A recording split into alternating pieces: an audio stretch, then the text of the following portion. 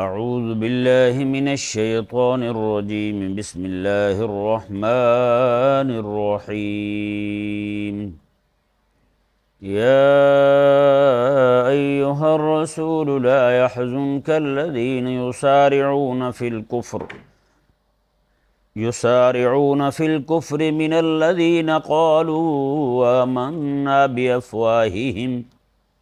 بأفواههم ولم تؤمن قلوبهم ومن الذين هادوا سماعون للكذب سماعون لقوم آخرين لم يأتوك يحرفون الكلم من بعد مواضعه يقولون إن أوتيتم هذا فخذوه وإن لم تؤتوه فاحذروا ومن يرد الله فتنته فلن تملك له من الله شيئا أولئك الذين لم يرد الله أن يطهر قلوبهم لهم في الدنيا خزي ولهم في الآخرة عذاب عظيم.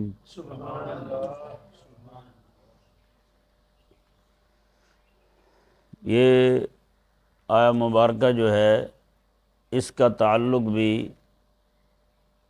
احکامات کے ساتھ ہے، حدود کے ساتھ ہے۔ اس کے شان نزول میں دو قول ہیں مفسرین کے۔ سب سے پہلا قول یہ ہے کہ مدینہ منورہ میں یہودیوں کے دو بڑے قبیلے تھے، باقی چھوٹے موٹے تھے سارے۔ بڑا قبیلہ ان کا بنو نذیر تھا، جو ہر طرح سے بڑا ہی پاورفل اور مضبوط تھا، افرادی قوت، مالی قوت، ہر طرح سے بڑا مضبوط تھا، بنو نذیر، دعات کے ساتھ بنو نذیر۔ اور دوسرا قبیلہ جو تھا وہ تھا بنو قریظہ کا۔ یہودی پلیت ہی ہوتے ہیں، وہ جس بھی طبیعت کے ہوں، جس قوم قبیلے کے ہوں۔ تو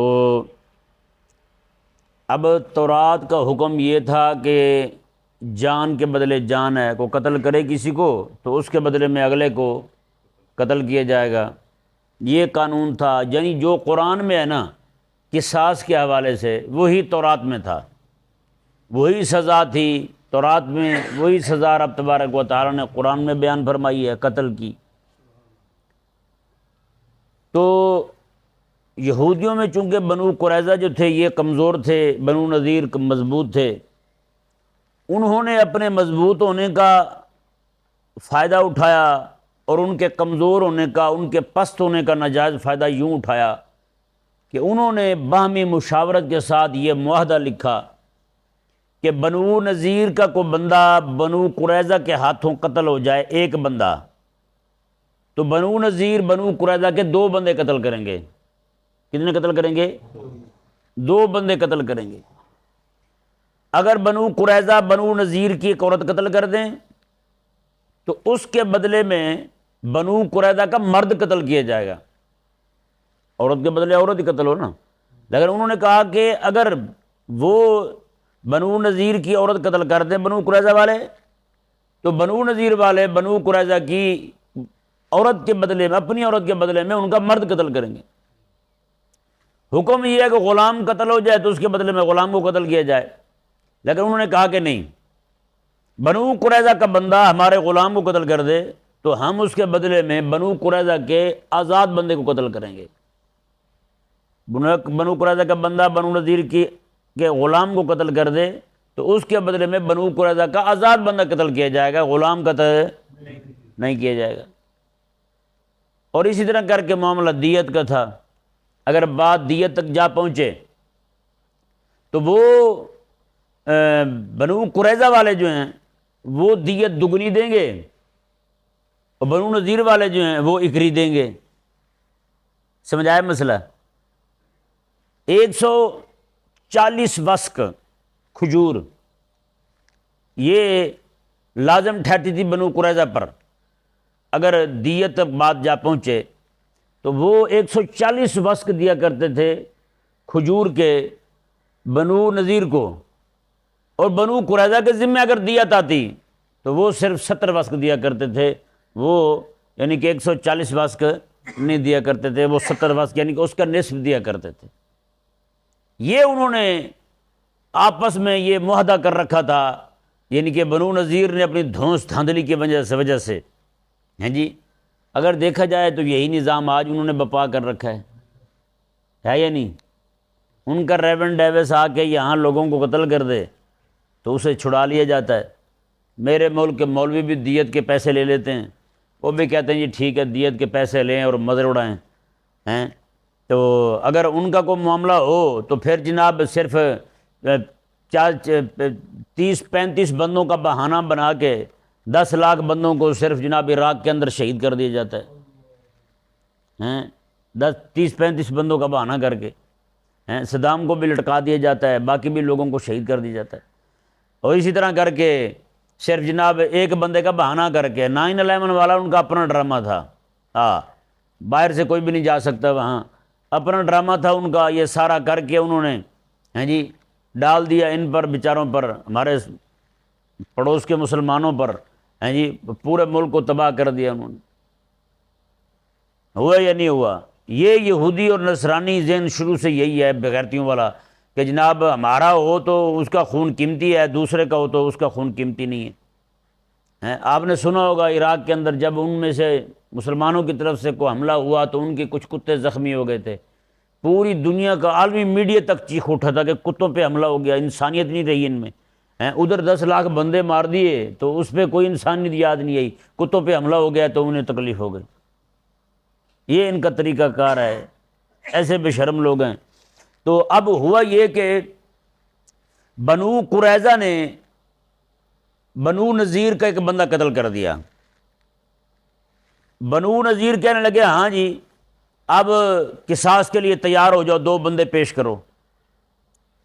اب چونکہ کریم آقا صلی اللہ علیہ وآلہ وسلم مدینہ منورہ میں تشریف لا کر آپ صلی اللہ علیہ وآلہ وسلم نے اپنی سیاست اسلامیہ کو مضبوط فرما لیا تھا۔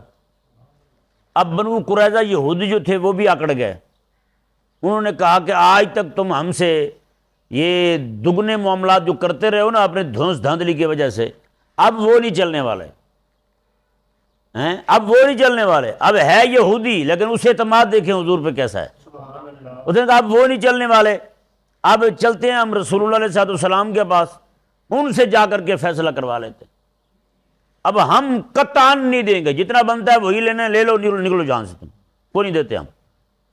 اب ہوا یہ کہ بنو نذیر کے یہودی جو تھے نا انہوں نے آپس میں مشورہ کیا، انہوں نے کہا کہ پھر اس طرح کرتے ہیں ہم، بجائے اس کے کہ پوری جماعت لے جائیں وہاں جا کے معاملہ رکھیں اور وہ فیصلہ کر دیں ہمارے خلاف ہیں، تو پہلے جو منافق تھے نا ان کو انہوں نے ساتھ ملایا، مدینے میں جو منافق تھے انہیں کہا کہ تم جاؤ اور جا کے جیسے کہتے ہیں نا یار ہم یہ بات کرنا چاہتے ہیں تو آپ جا کے ان کا اندر لیں وہ کیا کہتے ہیں، اور تو ذرا بیٹھ کے نا اسے قرید دیکھ ذرا وہ کیا کہتا ہے اس بارے میں، ہاں جی پھر ہم بات کریں گے۔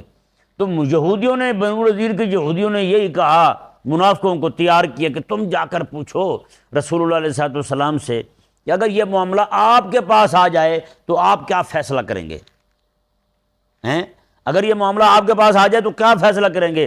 اگر تو وہ رسول اللہ علیہ السلام فیصلہ کر دیں وہی جو ہمارے حق میں بہتر ہے وہ دگنے والا، تو پھر تو ہم جائیں لے کر کے فیصلہ، جی آپ کریں فیصلہ۔ اگر وہ فیصلہ نہ کریں جو ہم چاہتے ہیں تو فیصلہ وہی کریں جو ہم نے منسوخ کر دیا فیصلہ، تو وہی فیصلہ کریں، تو پھر ہمیں وہ فیصلہ منظور نہیں، پھر ہم جاتے نہیں وہاں، نعوذ باللہ من ذالک۔ یہ یعنی کہ انہوں نے یہودیوں نے کہا، ایک قول یہ ہو گیا۔ دوسرا قول یہ ہے کہ زنا کی جو سزا ہے نا جو تورات میں تھی وہی سزا ہمارے ہاں ہے، جیسے انہوں نے قتل کی سزا میں ہیر پھیر کی تھی، قتل کی سزا میں ہیر پھیر کی تھی، ویسے ہی انہوں نے زنا کی سزا میں بھی ہیر پھیر کر لی تھی۔ زنا کی سزا کیا بیان کی تورات میں اللہ تبارک و تعالیٰ نے، اور قرآن میں کیا بیان ہوئی وہ آپ کو معلوم ہے کہ شادی شدہ زنا کرے مرد ہو یا عورت ہو تو اسے سنگسار کر دیا جائے، مار مار کے پتھر ختم کر دیا جائے، اگر کنوارا کرے تو پھر اسے 100 کوڑے مارے جائیں۔ سمجھ آ گیا مسئلہ؟ شادی شدہ کرے تو مار مار کے پتھر ختم کر دی جائے، کنوارا کرے تو پھر اسے کوڑے مارے جائیں۔ اب انہوں نے کیا کیا، یہودیوں نے اس مسئلے میں بنو قریظہ کے بنو نذیر کے دونوں یہودی متفق تھے۔ یہاں پہ تقسیم جو ہے نا وہ قبیلہ واز نہیں تھی، یہاں پہ سرمایہ دارانہ اور غریب سرمایہ داروں اور غریبوں کے مابین تقسیم کی گئی تھی سزا کی۔ امیر اگر زنا کرتا تو اس کی سزا یہ تھی کہ اس کا منہ کالا کر دیتے، گدھے پہ بٹھا کے اس کا جلوس نکالتے تھے، ریلی نکال دیتے، ایک آدھ پورے علاقے کے اندر ریلی نکال دیتے، اس نے زنا کیا ہے، منہ کالا کر دیتے، شور ڈالتے، اوئے بغیرتا یہ کیا کیا تو نے، اس طرح کرتے۔ تو یہ انہوں نے سزا رکھی ہوئی تھی کس کے لیے، امیر کے لیے۔ اور اگر وہ غریب ہوتا تو غریب کے لیے پھر وہی سزائیں تھیں کہ اگر تو شادی شدہ ہے تو پھر اسے مار مار کے سنگسار کر دیتے، اگر کوئی کنوارا ہے تو پھر اسے جناب 100 کوڑے مار دیتے اور چھٹی کر دیتے۔ یہ انہوں نے سزائیں رکھی ہوئی تھی۔ اب ہوا یہ کہ غریبوں نے احتجاج کیا، غریب کھڑے ہو گئے، انہوں نے کہا یہ کیا بدماشی ہے، ہمارے لیے قانون اور ہے، آپ کے لیے اور ہے۔ ہمارا کو بندہ گناہ کر لے غریب تو اس کو تم پکڑ کے جناب شادی شدہ ہو تو سنسار کر دو، غریب وہ کنوارا ہو تو اسے مار مار کے تم جناب اسے کوڑے اور لو لوہان کر دو اسے تم، اور تمہارا کو بندہ کرے تو صرف جب اسے گدھے پہ بٹھایا اور تھوڑی سیر کروائی، ریلی نکالی اور فارغ ہو گئے۔ یہ کیا طریقہ ہوا بھائی؟ غریبوں کے احتجاج کرنے پر انہوں نے کیا کیا، غریبوں کی بھی یہ سزا معاف کر دی یہودیوں نے۔ انہوں نے کہا بس آج کے بعد یہ بل پاس ہو گیا ہے، پارلیمنٹ نے قانون پاس کر دیا ہے، جنرل مشرق کی پارلیمنٹ نے، کابینہ نے، کہ جس میں ڈبو بھی تھا، سارے تھے، انہوں نے کہا جی بالکل ٹھیک ہے، آج کے بعد کسی کو بھی نہ کوڑے مارے جائیں گے، نہ کسی کو سنگسار کیا جائے گا۔ جو بھی بندہ زنا کرے گا، چاہے شادی شدہ ہو یا کنوارا ہو، چاہے امیر ہو یا غریب ہو، اس کو گدھے پہ بٹھا کے بس ریلی نکالیں گے، منہ اس کا کالا کریں گے، بس چھٹی، اتنا ہوگا۔ اب یہاں پہ بھی معاملہ پھر کھڑا ہوا کہ ان کے ایک مرد اور ایک عورت نے زنا کر لیا۔ اب معاملہ جو ہے وہ آقا علیہ السلام کی بارگاہ میں جانے لگا، وہ بھی ان کے لالچ کی وجہ سے، کیونکہ انہوں نے دیکھا کہ اسلام کے احکامات بڑے ہی آسان ہیں بنسبت ان پر آنے والے احکامات کے، ان پر جو شریعت آئی تھی اس میں احکامات بڑے سخت ہیں۔ جیسے روزہ ہے ان کا، ہمارا روزہ صبح کے وقت شروع ہوتا ہے، شام کو ختم ہو جاتا ہے، یا نہیں؟ ان کا روزہ جو ہے وہ شام کو شروع ہوتا تھا، شام کو روزہ اب رکھا ہے انہوں نے مغرب کے وقت، دوسرے دن مغرب کے وقت رات کو اندھیرا ہونے پر روزہ کھولا انہوں نے۔ وہی روزہ کھولنا جو ہے ان کا، وہی ساری بھی تھی، وہی افطاری بھی تھی، وہیں سے روزہ آگے پھر شروع ہو جاتا۔ ہمارے ہاں کیا ہے، ہمارے ہاں جناب شام کے وقت روزہ کھولا ہے، صبح تک کھلا رہتا ہے یا نہیں؟ ہر چیز فریج بندے کے ہاتھ میں ہوتی ہے، جس وقت مرضی کھول لے اور مزے کرے، کھائے پیے، پھر بھی اس کو تنگی ہو، پھر بھی اس کی شوگر جو ہے نا وہ ہائی ہو جائے، بلڈ پریشر لو ہو جائے، پھر تو اس کی اپنی قسمت ہے۔ ان سے تو پوچھے انہوں نے کیسے روزے رکھے ہیں۔ اسی طرح کر کے ان کی نمازوں کے معاملات تھے، وہ بھی بڑے جناب ایک ہی جگہ خاص تھی، وہی نماز پڑھنی ہے، باقی بھی ان کے احکامات۔ بہرحال مقصد یہ تھا ان کا کہ ان کے جو احکامات ہیں نا دین کے، وہ بڑا ہی آسان ہے، شریعت کے بڑے آسان ہیں۔ تو انہوں نے کہا ممکن ہے یہ جو ہم اپنے زانیوں کو سزا دیتے ہیں، ان کے اندر اس میں مزید آسانی ہو، کیوں نہ ہم ان کو سزا دینے سے پہلے بندے روانہ کریں رسول اللہ علیہ السلام کی بارگاہ میں، وہ جا کر پوچھ کے آئیں کہ آپ کے پاس اگر کوئی ایسا مقدمہ آئے یہودیوں کا کہ انہوں نے زنا کیا ہو تو آپ کیا سزا لگائیں گے؟ جی کیا سزا لگائیں گے؟ اب ہوا یہ کہ انہوں نے جب بندے منافق بھیجے آقا علیہ السلام کے پاس، وہ آئے آقا علیہ السلام کی بارگاہ میں عرض کرنے لگے جی کوئی یہودیوں میں سے کوئی زنا کر لے مرد یا عورت تو آپ اسے کیا سزا لگائیں گے؟ اپنے میں سے کس کو کیا سزا لگائیں گے؟ کوئی ایسا کام کر لے کوئی بندہ؟ تو کریم آقا علیہ السلام نے فرمایا کہ یہودیوں کو نا عالموں کو بلاؤ، ذرا یہودیوں کو جو علماء ہیں نا ان کو لاؤ یہاں۔ ان کو لایا گیا، کچھ علماء کو لائے، وہ آقا علیہ السلام کی بارگاہ میں۔ آقا علیہ السلام نے فرمایا کہ ہاں جی تمہارے ہاں زنا کی سزا کیا ہے؟ شریعت میں تورات میں سزا کیا بیان ہوئی ہے زنا کی؟ تو وہ کہنے لگے کہ جی ہمارے ہاں جو سزا بیان ہوئی نا وہ یہ بیان ہوئی ہے کہ غریب ہو یا امیر ہو، زانی مرد ہو یا عورت ہو، شادی شدہ ہوں یا کنوارے ہوں، ان کی سزا صرف ایک ہی ہے، بس منہ کالا کرتے ہیں اور جلوس نکالتے ہیں اور چھٹی، گدھے پہ بٹھا کے پورے علاقے میں ایک چکر لگا دیتے ہیں۔ یہی سزا بیان ہوئی ہے ہماری تورات میں۔ کریمہ کا صلی اللہ علیہ وسلم نے ارشاد فرمایا کہ چلو میں تمہارا، ان کا جو بیت المدراس تھا نا، ان کا ادارہ تھا جہاں پہ بیٹھ کے وہ تعلیم و تعلم کا کام کرتے تھے، یہودی پڑھتے پڑھاتے تھے. آپ نے میں چلو وہیں چلتے ہیں، چل کے تمہارے باقی جو بیٹھے ہوں گے نا مولوی، ان سے بھی بات کرتے ہیں اور کتاب بھی تمہاری کھولتے ہیں، دیکھتے ہیں وہاں پہ کہ واقعی یہی سزا ہے یا کچھ اور ہے. آقا علیہ السلام روانہ ہونے لگے نا، تو حضور نے حضرت عبداللہ بن سلام جو یہودیوں کے بہت بڑے عالم تھے انہیں بھی ساتھ لے لیا. میں کہا آپ بھی ساتھ چلو. ہاں جی، وہ تورات کے عالم تھے. یہ جب وہاں پہنچے تو آقا علیہ السلام نے میں کہ ہاں بھائی بتائیں جی، سارے مولوی اکٹھے ہو گئے، بتائیں جی کیا ان کے جو یہودیوں کے تھے پادری جو بھی کہہ لیں ان کے مذہبی رہنما، میں ہاں بھی بتائیں جی وہ کیا ہے سزا تمہارے ہاں زنا کی. تو انہوں نے کہا کہ بالکل یہی سزا ہے کہ منہ کالا کرنا ہے اور گدھے پہ بٹھانا ہے اور علاقے میں چکر لگانا ہے. کریمہ کا صلی اللہ علیہ وسلم نے میں کہ تورات لاؤ. تورات جب انہوں نے کھولی، تورات کھول کے تو آقا علیہ السلام نے فرمایا کہ پڑھو، جہاں پر یہ حدود کا بیان ہے نا اسے پڑھو. اب اس نے باقی حدود کے جو احکامات تھے نا وہ پڑھ دیے، یہ جو زنا والی حد تھی نا اس پر اس نے ہاتھ رکھ لیا، ایسے آگے پیچھے سے پڑھ لیا، وہ نہیں پڑھا. حضرت عبداللہ بن سلام رضی اللہ تعالیٰ عنہ چونکہ عالم تھے، آپ کو ساری چیزیں ازبر تھیں، ان کے احکامات جو تھے، آپ میں یہ ذرا ہاتھ اٹھا کے نیچے والا حصہ بھی پڑھ، میں یہ ذرا ہاتھ اٹھا نا نیچے والا حصہ بھی پڑھ، وہ بھی ہم سننا چاہتے ہیں. اب ہوا یہ کہ اسے ہاتھ اٹھانا پڑا. ان کی لغت سے اور کتاب کی لغت سے حضرت عبداللہ بن سلام رضی اللہ تعالیٰ عنہ واقف تھے. آ کر حضرت عبداللہ بن سلام واقف تھے. آپ نے کہا کہ نہیں ہاتھ اٹھاؤ اور پڑھو. اب اسے ڈر لائق ہوا کہ یہ جو کہہ رہا ہے نا کہ ہاتھ اٹھاؤ، اسے پورا یقین ہے کہ واقعی یہ مسئلہ موجود ہے. اب اگر میں اب اڑی کرتا ہوں تو کہیں یہ نہ ہو کہ زیادہ رسوائی ہو. اب اس نے ہاتھ اٹھا لیا. جب وہ پڑھا اب اسی کے منہ سے وہی حکم رب تبارک و تعالیٰ کا بیان ہو رہا ہے. شادی شدہ زانی ہو تو اس کی سزا کیا ہے، کنوارا زنا کرے تو اس کی سزا کیا ہے. جی جب اس نے پڑھا تو کریم آقا علیہ السلام نے وہیں پر فیصلہ فرمایا. آقا علیہ السلام نے فرمایا کہ میں قرآن اور تورات کے رب تبارک و تعالیٰ کے حکم کے مطابق فیصلہ کرتا ہوں کہ ان دونوں کو سنگسار کر دیا جائے، یہودی مرد اور یہودی عورت کو جنہوں نے زنا کیا تھا. تو کریم آقا علیہ السلام کے حکم پر انہیں سنگسار کر دیا گیا. اب بتائیں حکومت اسلام کی ہو تو پھر اسلام کے فیصلے سے یہودی بھی جان نہیں چھڑا سکتے ہیں، یہودی بھی جان نہیں چھڑا سکتے. جب حکومت ہی کافر کی ہو ہیں تو پھر تو جناب کسی کو پکڑ کے مرضی ذبح کر دیں، پھر تو کسی کی کوئی پرواہ نہیں ہے یا نہیں. اگر یہ حکومت یہودی، دیکھیں نا مزیدار بات دیکھیں، حکومت اسلام کی ہو یہودی کو بھی حق نہیں ہے اسلام کے فیصلے پر اعتراض کرنے کا. جب حکومت کافر کی ہو تو پھر مسلمان بھی اسلام کے حکامات پہ اعتراض کرتے دکھائی دیتے ہیں. پھر کلمہ پڑھنے والی عورتیں بھی یہ اعتراض کرتی ہیں جی نکاح جو ہے نا متعدد نکاح کی اجازت کیوں ہے مرد کو، مرد 4 نکاح کیوں کر سکتا ہے، مرد کو حق کیوں ہے طلاق دینے کا، عورت کو حق کیوں نہیں ہے طلاق کا. ہیں جی پھر جب کلمہ پڑھنے والے بھی یہ اعتراض کرتے ہیں کیونکہ حکومت جو کافر کی ہے. یہ ذہن میں رہے جب کافر کی حکومت ہوگی نا تو پھر معاملات سارے نیچے دائیں بائیں ہو جائیں گے.